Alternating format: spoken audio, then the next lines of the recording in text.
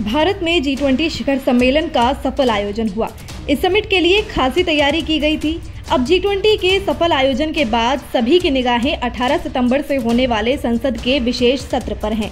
इस सत्र में आम से लेकर खास तक हर कोई संसद के विशेष सत्र में बीजेपी द्वारा पेश किए जाने वाले एजेंडे पर नजर टिकाए बैठा है। क्या होने वाला है, इसका अंदाजा बीजेपी के भी कई नेताओं को नहीं है।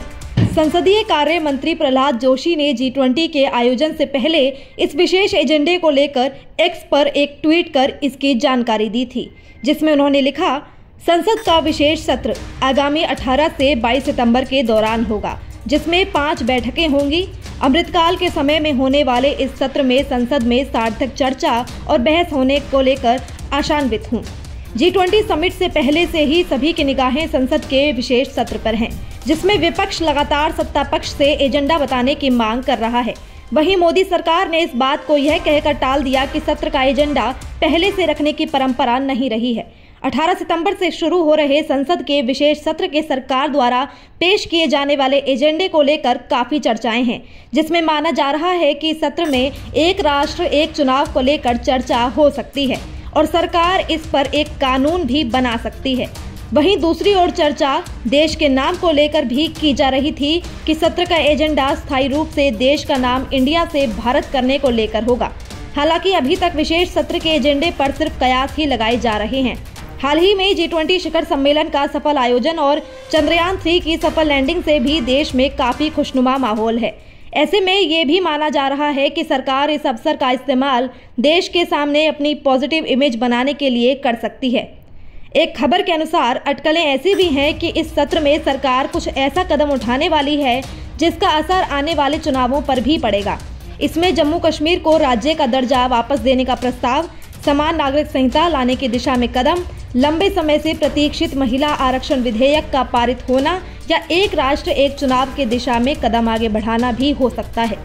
अब जब G20 शिखर सम्मेलन सफलता के साथ समाप्त हो गया है तो बीजेपी पीएम मोदी को एक मजबूत और निर्णायक नेता के रूप में उनकी लोकप्रियता को भुनाना चाहेगी। अब तक जवाहरलाल नेहरू एकमात्र प्रधानमंत्री हैं जिन्होंने अपनी पार्टी को आम चुनावों में बहुमत के साथ लगातार तीसरी जीत दिलाई है।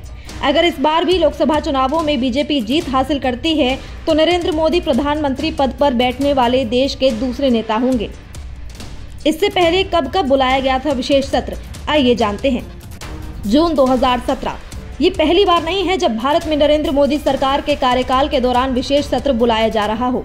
प्रधानमंत्री नरेंद्र मोदी के कार्यकाल में इस सत्र से पहले भी एक बार विशेष सत्र बुलाया जा चुका है। दरअसल मोदी सरकार ने 30 जून 2017 को GST लागू करने के लिए संसद के सेंट्रल हॉल में पहली बार संसद का विशेष सत्र बुलाया था।